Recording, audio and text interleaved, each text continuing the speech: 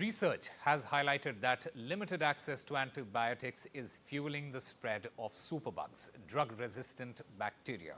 In many regions, inadequate healthcare infrastructure, poverty, and regulatory gaps restrict antibiotic availability, leaving infections untreated or improperly managed.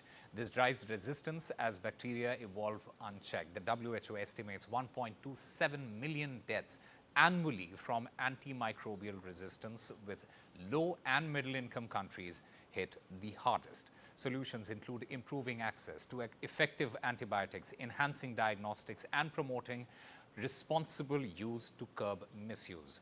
Investments in new drugs and global coordination are critical to tackle this growing crisis. We'll try and understand a little bit more from Dr. Viranchi Shah, the National President, Indian Drug Manufacturers Association, the IDMA.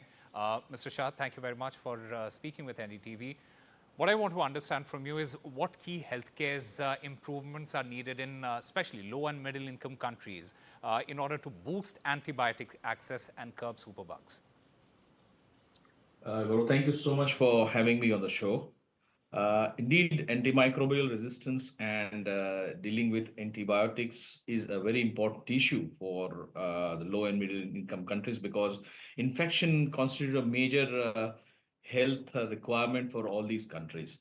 If you look at India, out of the approximately 21,000 crores of market size we have, almost 26,000 crores is the size of the antibiotics or anti-infectives that are sold in India, which is almost 12% of the market volume. So indeed, this is a very important therapy. As far as India is concerned, I would say that most of the antibiotics or anti-infectives, they fall in the list of national list of essential medicines. And when they are a part of national list of essential medicines, the prices of these drugs are controlled by the central government under the drug price control order. And therefore, in my personal opinion, there is very little issue of excess or availability of these drugs, because they are priced in a way which a common man can access. And also beyond that, the government has Jan Aushadhi Kendras and several other ways in which very low cost solutions for these kind of antibiotics and anti-infectives are available in India. But the major problem, if we talk about India, is not of excess, but I would say indiscriminate use to some extent. Because in India, it's very easy to go to a chemist shop or pharmacy and ask for an antibiotic. And many of the patients do that based on probably the prescriptions that were given earlier by a doctor, assuming that it is the same strain that has infected them again, which is actually a big mistake, right? Dr. Shah, is it also because of the lack of education when it comes to people? And, my follow-up question is, how can communities, especially in low resource areas, be educated on responsible antibiotic use? So I think the most important part of antibiotic use is people have to understand that antibiotics are not things like painkillers or vitamins.